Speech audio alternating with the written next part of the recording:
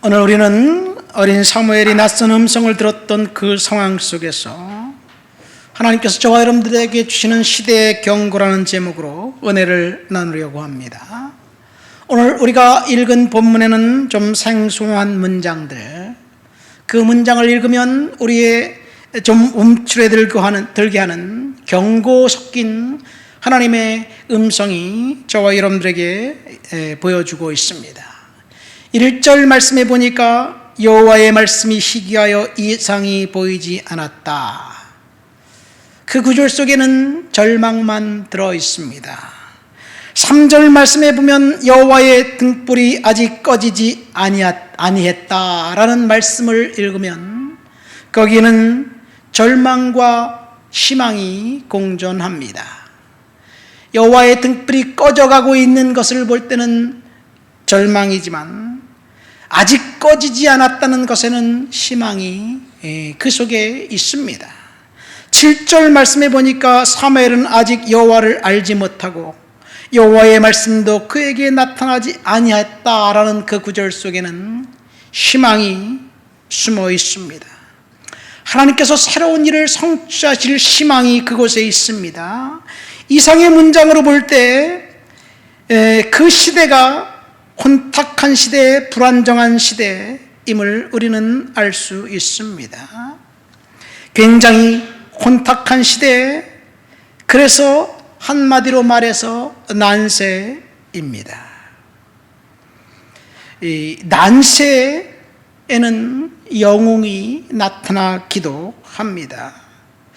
그래서 혼돈의 시대가 불안한 시대이고 그리고 복잡한 시대이지만 하나님의 은혜가 동시에 공존하는 시대이기도 합니다.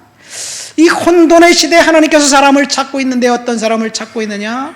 고난당하는 사람들을 통해서 하나님이 일하고 계시다는 사실입니다. 누가 고난을 당합니까?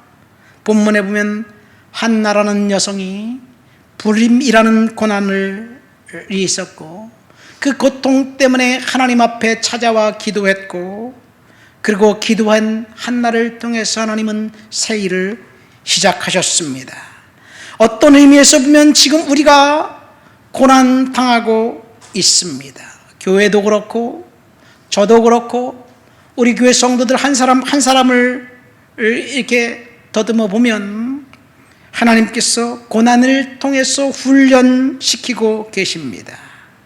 이 고난당하는 사람들, 그 사람을 통해서 하나님이 새 일을 이루실 것입니다.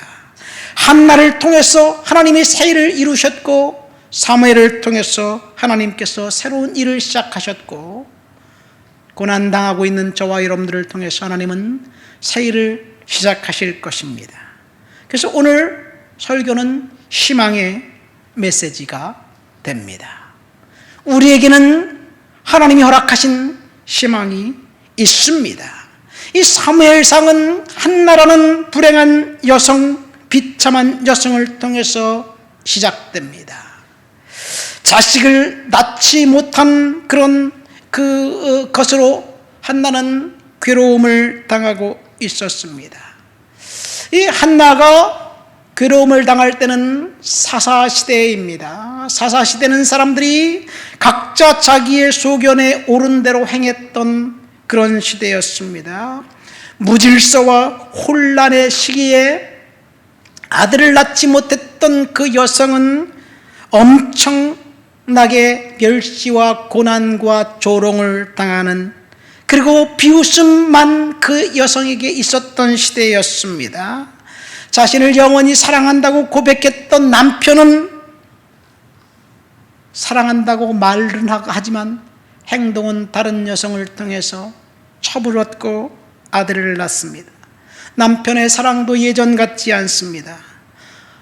남편이 얻은 첩은 아들을 낳아서 본처인 한나를 비웃습니다. 여러분, 환경이 우리를 절망으로 몰아넣을 때, 문제가 해결될 기미가 보이지 않을 때 낙심하고 좌절하는 것은 자동입니다. 그래서 환경에 의해서 낙심하고 좌절하는 것 당연합니다. 그러나 한나는 낙심하기를 거부하고 하나님 앞에 기도하기로 결정했습니다. 우리의 눈앞에 고난이 있고 힘든 상황이 있을 때 누구나 절망할 수 있지만 그 상황을 허락하신 것은 하나님이라고 생각하고 낙심하기를 거부하고 하나님 앞에 한나처럼 나와 기도한다면 우리는 절망을 하나님께서 분명하게 축복으로 바꿔 주실 것입니다. 절망을 축복으로 바꿔주실 역전의 은혜가 하나님으로부터 저와 여러분들에게 있게 될 것을 오늘 우리는 믿음으로 알게 됩니다. 우리 본문 1절부터 3절까지 한번 읽어볼까요? 본문 한번 읽어보도록 하겠습니다. 1절부터 3절입니다. 아이 사무엘이 엘리 앞에서 여호와를 섬길 때 여호와의 말씀이 희귀하여 이상이 흔히 보이지 않았더라. 엘리의 눈이 점점 어두워 가서 잘 보지 못하는 그때 그가 자기 처소에 누웠고 하나님의 등불은 아직 꺼지지 아니하였으며 사무엘은 하나님의 궤에 있는 여호와의 전 안에 누웠더니, 여러분 여기 보면 1절에 여호와의 말씀이 희귀했다, 이상이 흔히 보이지 않았다는 그 문장, 영어 성경에 보면 이상이 흔히 보이지 않았다는 말은 There was no open vision. 비전이 없었다. 비전이 있긴 있었지만 그 희미하게 보였다는 이야기입니다. 당시 사실은 시대적 이 성경 말씀의 평가와 그 당시의 상황은 어쩌면 정반대 상황일 수도 있습니다. 당시 실로라는 도시, 그 성전을 중심으로 그 도시가 작동하고 있습니다. 대제사장인 엘리는 굉장히 세속적이고 타락한 인물이었습니다. 요즘 말로 하면 성령과 무관한 사람입니다. 종교의 타락은 비전의 상실과 연관되어 있습니다. 한마디로 말해서 이제 성령과 무관한 제사장과 성령 충만한 평신도의 조합이 사무엘 1장의 배경입니다. 그리고 이것이 사사시대 말기 이스라엘의 사회상입니다. 제사장들이 타락해서 결국 하나님이 심판할 수밖에 없는 그런 상황. 그런데 감사하게도 평신도가 깨어서 기도하고 성령님을 모시고 살아갔던 시대였습니다. 여러분, 엘리는 대제사장이었고 사사였습니다. 그런데 하나님의 사람 평신도, 그것도 여성 한나가 성전에 가서 기도했다는 것. 여러분, 우리가 성경 말씀 그냥 읽으면 그렇겠거니 교회 나가서 한 여성이 기도했다라고 생각하면서 이해를 합니다. 그런데 사실은요, 성전은 금녀의 집이에요. 성전은 여성들이 함부로 들어갈 수 있는 그런 장소가 아닙니다. 예루살렘 성전, 훗날 예루살렘 성전, 헤롯이 만든 신약시대 예루살렘 성전에 보면 이방인의 영역과 유대인의 영역으로 나눕니다. 철저히 구분되어 있습니다. 유대인의 영역에는 남성들의 영역, 그리고 제사장의 영역, 그리고 여인들의 영역, 이렇게 3등분으로 구분됩니다. 사실 여인들은 철저하게 예배에서 배제되었습니다. 왜 이런 말을 하냐면요, 엘리 제사장이 대제사장으로 있었던 실로의 성전은 여성들이 자유롭게 드나들면서 기도하고 예배했다는 것, 거기 보면 우리가 읽진 않았지만 한나가 매년 자기 성읍에서 나와 실로에 올라가 만군의 여호와께 제사 드렸고 예배했다라는 문장이 사무엘상 1장에 나와 있어요. 한나 한 사람만 매년 나가서 기도했다는 얘기처럼 보이는데, 누구든지 하나님 앞에 나가서 예배했고 자유롭게 기도했다는 것을 알 수 있습니다. 그 성전이 얼마나 복잡하고 많은 사람들이 있었는지 회막에서 수종드는 여성들이 있었습니다. 종들이죠. 사무엘처럼 제사장의 잔심부름을 하는 소년들이 있었습니다. 그래서 그 성전은 복잡하고 사람들은 많이 모여들었고 제사장은 열심히 사역했는데 하나님은 그런 성전을 보면서 여호와의 말씀이 희귀하고 이상이 보이지 않았다라고 평가하고 있습니다.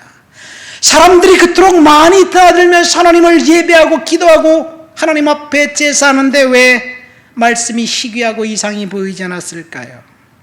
하나님의 평가는 인간의 볼 때 보는 것과 전혀 달랐다는 사실에 충격을 줍니다.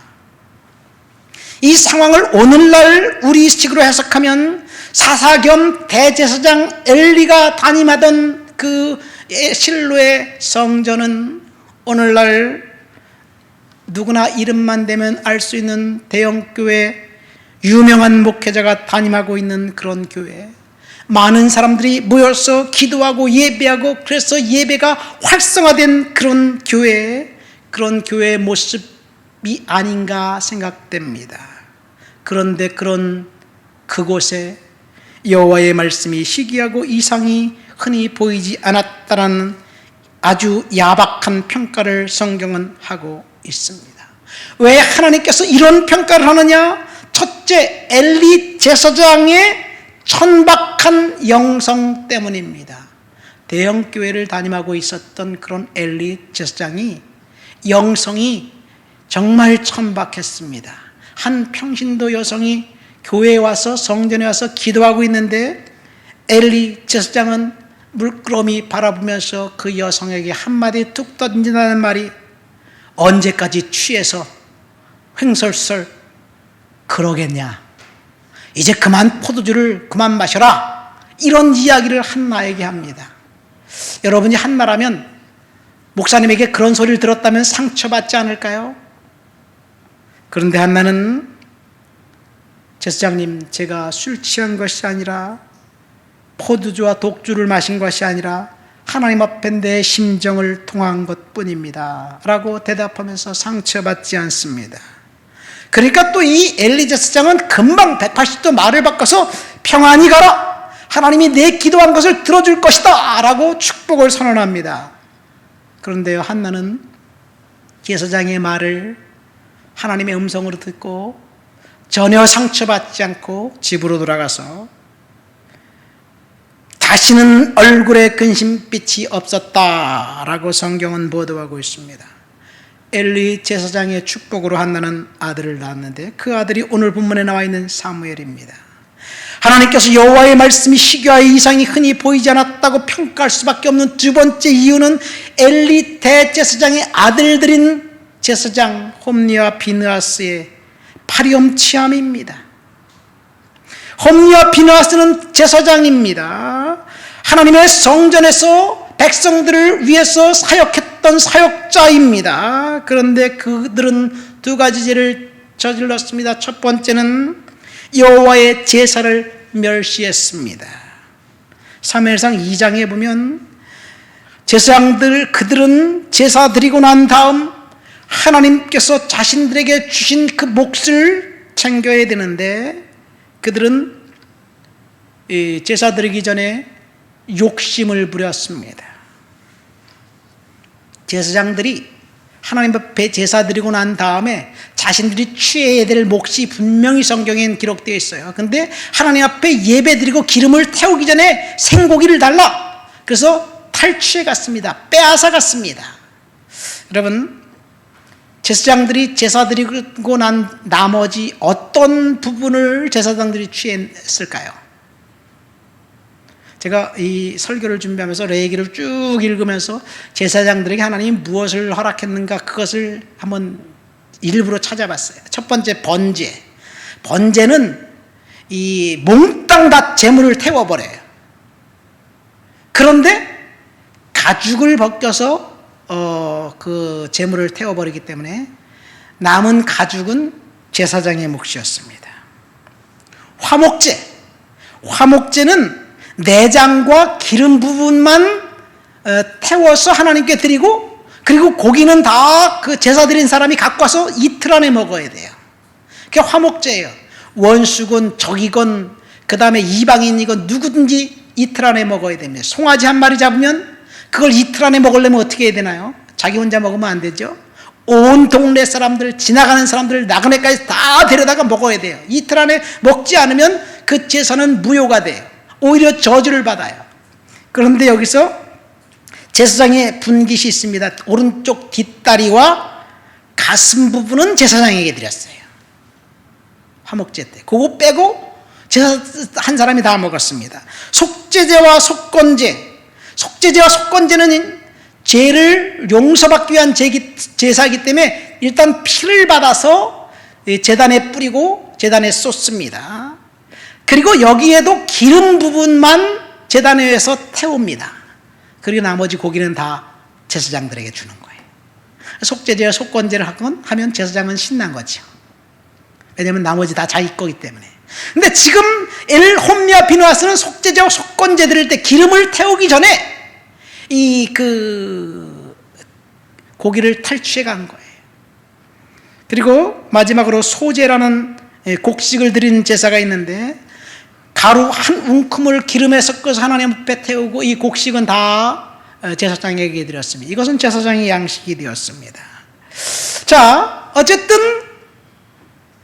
홈리와 비누아스 이 제사장은 하나님 앞에 예배 드리고 난 다음에 자기의 분깃을 정당하게 취해야 되는데 하나님은 안중에도 없고 그냥 먼저 가져갑니다.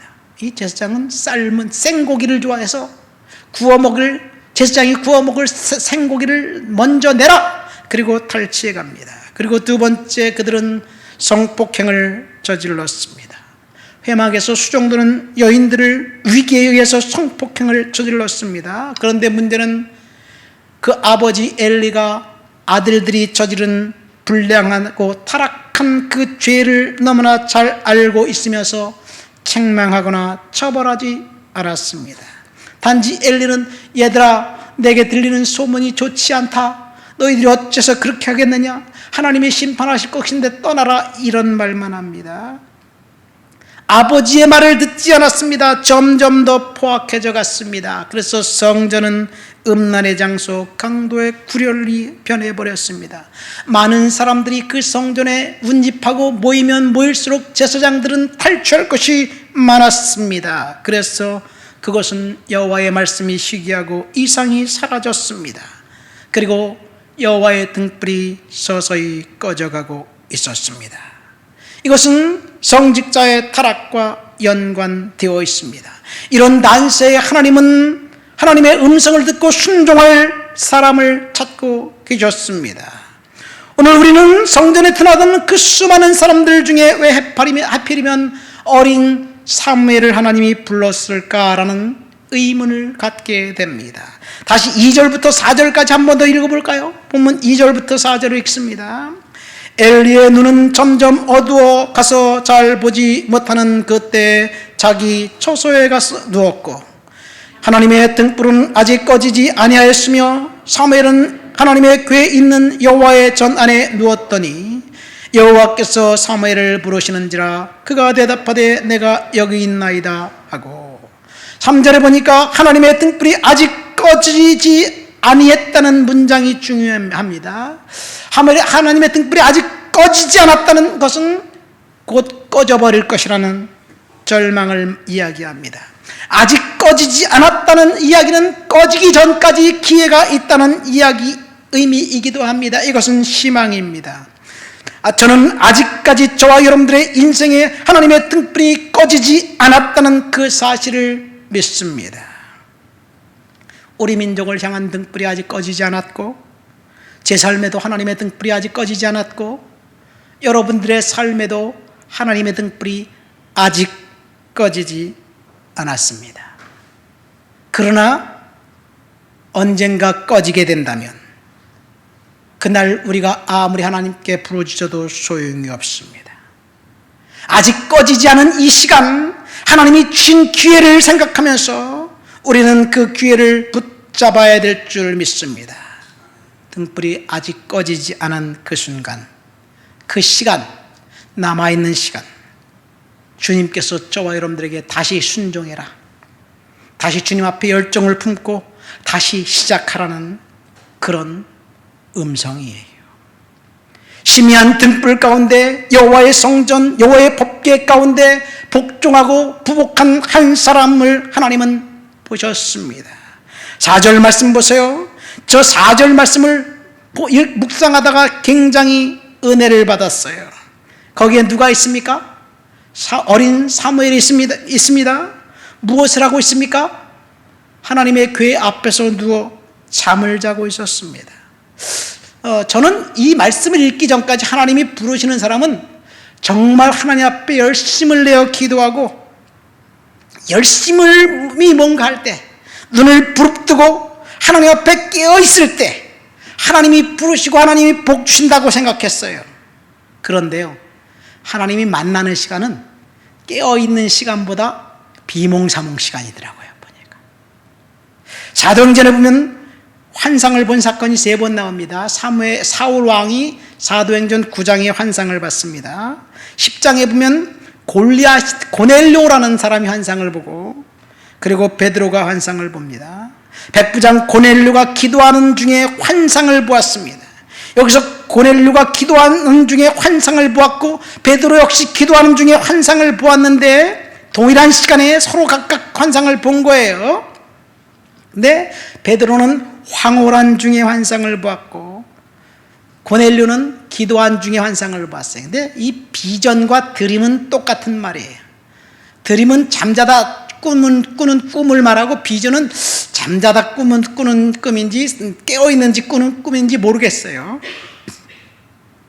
사도행전 16장에 보면 마케도냐 환상이 나옵니다. 이 바울이 2차 전도여행을 하면서 아시아 쪽으로 방향을 가고자 할 때 성령께서 아시아의 복음을 전하지 못하고 마케도냐 사람이 한 사람 나타나가지고 이제 건너와서 우리를 도우라고 합니다. 이때가 사실은 바울이 명확하게 끼어서 뭔가 열심히 설교할 때가 아니라 비몽사몽간이에요. 그러니까 환상은 기도와 연관이 되어 있습니다. 우리는 기도하는데 눈을 부릅뜨고 기도할 때 환상을 볼 것 같지만 사실은 기도하다가 하나님 앞에서 내 마음을 열어놓고 기도하고 있는데 피곤하고 힘들고 지치고 그랬을 때 하나님이 잠을 자는 순간 하나님께서 환상 가운데 역사하시는 거예요. 지금 사무엘은 여호와의 궤가 있는 하나님의 성전 안에 잠을 자고 있었습니다. 하나님의 궤, 이스라엘 역사에서 아주 중요한 위치를 차지합니다. 아직 등불이 꺼지지 아니했다는 말은 언젠가는 등불이 꺼질 것이라고 이야기했고, 꺼지기 전에 하나님께서 하나님의 사람을 찾는다는 아직 기회가 있다는 희망을 이야기했습니다. 그런데 하나님은 하나님의 성전 안에 하나님의 궤, 법궤 옆에서 잠자고 있었던 사무엘을 통해서 하나님은 새로운 꿈을 꾸시기 시작한 거예요. 하나님의 사람들, 이제 제사장들, 그들은 타락했습니다. 그런데 그 말씀을 읽으면서 왜 하나님이 사무엘을 선택했고 제사장 엘리를 버렸을까 보면요, 분명히 사무엘을 처음부터 선택한 것이 아니에요. 2장에 보면요, 우리가 3장을 읽었는데 2장에 보면 엘리 제사장에게 분명하게 경고와 경종의 메시지를 줍니다. 그렇게 하지 말아라. 명확하게 엘리에게 하나님이 말씀하셨는데 엘리는 하나님으로부터 들은 말씀을 듣고 거부를 해요. 그가 거부했기 때문에 사무엘에게도 기회가 찾아온 거예요. 제사장들이 하나님의 말씀을 거부했습니다. 왜? 이유는 탐욕 때문에 그랬습니다. 성직자가 타락했습니다. 성직자가 비전을 상실했습니다. 멸망을 향해 가고 있는 세기말 징조예요. 인간의 역사가 그렇듯이 종교가 타락하면 그것은 멸망의 징조예요. 종교의 타락은 부를 축적하는 것과 연관이 되어 있습니다. 성직자가 돈을 벌기 위해서 이제 그 성직을 행하면 그것이 타락이에요. 이 프랑스의 작가 스탕딸이라는 사람이 쓴 적과 흙이라는 소설책이 있습니다. 제가 고등학교 시절에 소설책 20권짜리 전집을 사놓고 난 다음에 3,000원씩 한 달에 10달 동안 내느냐고 얼마나 고생을 했는지 몰라요. 예, 지금 생각해보니까 3만 원 월부로 사가지고 참 은혜롭게 읽었어요. 당시 프랑스 청년들이 지금 오늘날 청년들이 고민하는 것과 똑같은 고민을 합니다. 이 칼빈이라는 사람이 원래는 그 아버지가 너는 법관이 되어라, 판사가 되려고 하면서 그 고민한 이 내용이 칼빈 서신이라는 책에 보면 나와 있어요. 누가 칼빈의 그 서신들을 하면서 이 번역을 해놨더라고요. 근데 굉장히 그 젊은 시절 칼빈의 그 고민을 우리 구구절절히 있어요. 똑같습니다. 우리하고 똑같은. 내가 무엇을 해야 될지, 성공적인 인생을 살까? 아버지는 판사가 되라고 하는데 나는 거기에 재능이 없는 것 같은데 뭘 할까? 그러다가 나중에 제네바에 갔다가 종교개혁의 개혁자가 됩니다. 이 적과 흙에 보면요, 유럽의 젊은 청년들, 프랑스의 젊은 청년들이 내가 적색깔 옷을 입어야지 성공하는 것인가, 흑색깔 옷을 입어야지, 검은 옷을 입어야지 성공한가, 거기에 갈등하는 거예요. 적색 옷은 뭐냐면요, 추구형의 그 성직자 가운이에요. 검은 옷은 판사의 법복이에요. 왜 젊은 청년들이 고민합니까? 판사의 법복을 입어야지 돈을 많이 버는가, 추기경의 성직자 가운을 입어야지 성공하고 돈을 많이 버는가, 이 고민이에요. 우리가 생각할 때 추기경들, 성직자, 신부님은 결혼하지 않은 독신 서약을 한 사람이니까 그게 뭐가 좋을 거라고 생각하는데요, 사실 사제는 독신 서약을 하나님 앞에서 했는데 중세 사제들, 주교들, 추기경들, 교황까지도 독신 서약은 그냥 사인에 불과합니다. 종이 조각에 불과합니다. 더 타락했습니다. 급기야는 면죄부를 사면 천국 갈 수 있다고 신도들을 향해서 사기치기 시작합니다. 세기말 증상이에요. 고려가 멸망한 것도 건문 귀족과 결탁한 불교 때문에 그렇습니다. 불교는 막강한 권력을 가지고 힘을 갖고 이제 토지를 소유합니다. 거기에 타락한 정치인들이 결탁하니까 결국 고려가 멸망한 거예요. 종교를 통해서 돈을 벌 수 있다는 생각, 이미 이 사회는 멸망 전야에 와 있다고 보면 됩니다. 대형교회 목회자들이 재벌기업 회장님들과 비슷한 연봉을 받는다면 그것은 하나님의 말씀에 비추어 볼 때 뭔가 잘못되어 가고 있어요. 오늘 말씀처럼 하나님의 등불이 꺼져가고 있는 상황이 아닌가 생각됩니다. 그러나 하나님은 하나님의 등불이 꺼져가도록 내버려 두지 않습니다. 새로운 시대에 하나님이 새로운 사람들을 찾는데 그 사람이 누구냐? 소년 사무엘입니다. 사무엘은 엘리 제사장의 아들이 아닙니다. 그래서 대제사장이 될 수 없습니다. 레이지파 아론의 후손들만 제사장이 되는데 사무엘은 레이지파지만 아론의 후손이 아닙니다. 우리는 사무엘이 엘리 제사장의 견습 제사장으로 훈련받았다고 알고 있습니다. 그런데요, 그게 아니에요. 어머니 한나가 기도를 통해서 아들을 낳으면 하나님께 드리겠다고 하면서 젖을 떼자 성전의 제사장의 종으로 갖다 준 거예요. 우리말로 하면 그 불교 사찰의 어린 동자들을 데려다 놓은 거고 똑같아요. 그러니까 사무엘은 제사장의 견습 제사장이 아니라 제사장의 몸종 신분하는 아이였습니다. 그 성전에 있는 회막에서 수종드는 여성들, 여자 종들과 동일한 신분이에요. 가만히 생각해 보세요. 어린 이 사무엘이 거기서 천덕꾸러기처럼 심부름을 해요. 하인들이 많은데 많은 하인들 중에서 가장 천대받는 하인은 부모가 없는 하인이에요. 어린아이예요. 그 어른 종은 그래도 뭔가 권력이 있어요. 그런 어린아이는 야 저것 좀 갖고 와라 여기저기 칩니다. 그렇죠? 그런 사무엘이었습니다. 사무엘이 하나님의 음성을 들었던 당시의 상황을 보면 엘리는 위대한 사사였고 제사장이었고 정치적 리더, 종교적 리더였습니다. 절대 권력을 갖고 있는 사람들이었어요.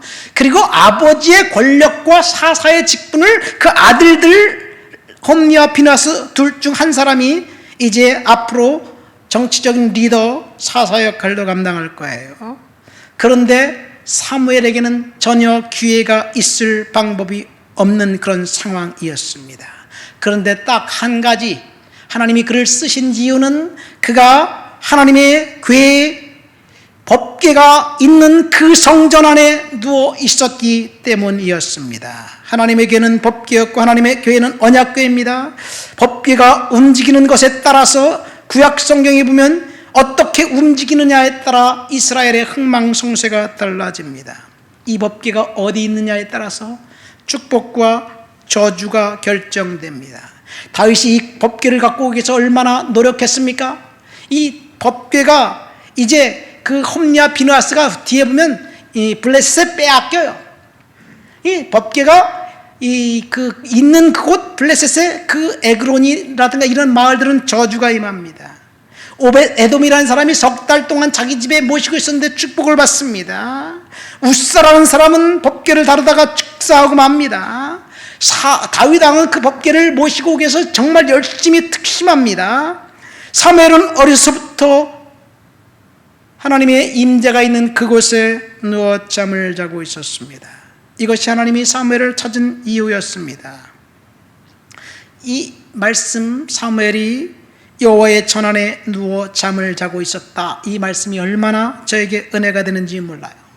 제가 벌써 1년 가까이 되네. 성전에서 하나님 앞에 기도하다가 이곳에 잠이 오면 누워서 잠을 자는데 하나님의 은혜가 하나님이 저에게 있다는 것을 생각하면 정말로 얼마나 감사한지 몰라요. 우리들 역시 하나님의 성전을 사모하고 하나님의 은혜를 사모해야 될 줄 믿습니다. 하나님이 어린 사무엘을 왜 불렀나요? 그를 기름 부어서 엘리를 대신할 일꾼으로 삼기 위함이었습니다. 그런데 그의 신분은 비참했습니다. 내세울 것이 없었습니다.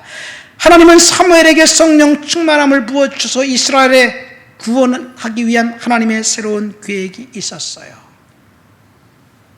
날마다 그는 하나님의 음성을 듣기를 원했습니다. 그래서 법궤 앞에서 하나님 궤 앞에서 거기서 그의 인생을 소비하면서 하나님의 음성을 들으려고 노력했고 그곳에 있었습니다. 여러분, 우리는 하나님의 임재를 사모해야지, 하나님 앞에 나와야지 소망이 생깁니다. 사무엘이 3번씩이나 하나님의 음성을 들었어요. 그런데요, 그 말씀을 생각해 보면 거기에 누가 또 있었나요? 사무엘이 하나님의 음성을 들었어요. 그러니까 그 옆에서 잠자고 있었던 엘리 제사장님 저를 부르셨나요? 제사장에게 갔습니다. 거기에 엘리 제사장도 있었어요. 거기에 홈리와 비느하스는 없었을까요? 모르겠습니다. 성경에 나와 있지 않지만 아마도 그들도 제사장직을 감당하고 있기 때문에 그 성전 어딘가에 그들은 잠을 자고 있었을 것입니다. 그런데 하나님의 음성은 사무엘만 들었습니다. 왜 사무엘만 하나님의 음성을 들었을까? 엘리 제사장은 듣지 못했고 홈리와 비느하스도 듣지 못했을까? 사무엘은 거룩했고 홈리와 비느하스는 불량했기 때문입니다. 아니, 하나님께서 홈리와 비느하스와 엘리에게 먼저 말씀하셨는데 그들은 거부했기 때문에 그래. 2장 끝에 보면요, 분명히 엘리 제사장에게 명확하게 이야기해요. 그러면서 오늘 우리가 읽은 본문 13절 말씀을 보니까 내가 전에 엘리에게 말했는데 라고 이야기합니다. 여러분, 엘리 제사장은 하나님의 음성을 거부했고 사무엘은 분별하지 못했기 때문에 엘리에게 찾아갑니다. 그리고 분별하지 못했기 때문에 하나님 내가 여기 있습니다 라고 이야기합니다. 어쩌면 저와 여러분들에게도 동일한 그런 하나님의 은혜가 있지 않은가 생각됩니다. 여러분, 엘리가 사무엘에게 뭐라고 이야기합니까? 9절에 보니까 여호와여 말씀하옵소서 주의 종이 듣겠나이다. 여러분, 이것이 우리의 자세예요. 우리가 잘 모르니까 하나님 내게 말씀하세요. 내가 듣겠습니다. 내가 순종하겠습니다. 정말 두렵고 떨리는 마음으로 사무엘처럼 그런 마음 자세를 갖고 주님 앞에 있다면 하나님께서 분명히 말씀해 주실 줄 믿습니다. 사무엘이 들은 말씀은 두 가지예요.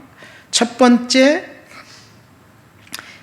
내가 너에게 사명을 주겠다는 것이고, 두 번째, 그 엘리의 아들들 홈리와 비느하스에 대한 심판을 이야기하고 있습니다.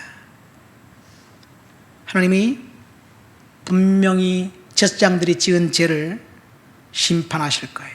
문제는 회개하지 않기 때문에 그렇습니다.